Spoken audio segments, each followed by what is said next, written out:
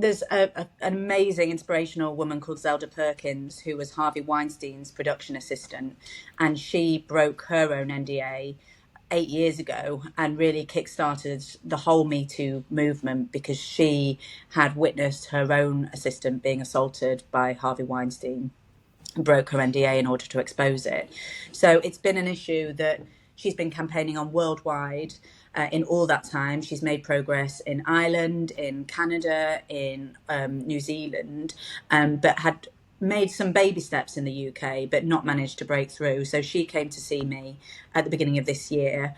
And I, along with lots of other colleagues, including Layla Moran, who's a fantastic Lib Dem MP, and she's been doing a lot of work on this, we tabled an amendment to the Employment Rights Bill together.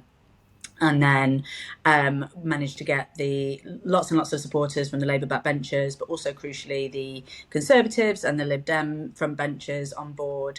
And so as the bill then progressed through to the Lords, we really put pressure on the government, who eventually agreed to accept the amendment and actually went even further than any of us had been asking for. So we'd been asking for protection for victims of harassment and discrimination, to be exempt from NDAs, for those NDAs not to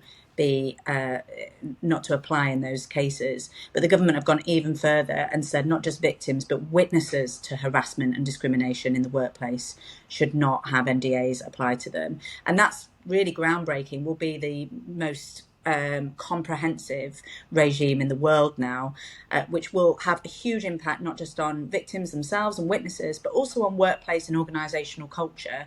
Because the real scandal with this tool is that workplaces and organisations have been allowed to hide behind their wrongdoing, protect abusers, and cover up all the terrible things that can happen in workplaces whilst victims have been silenced.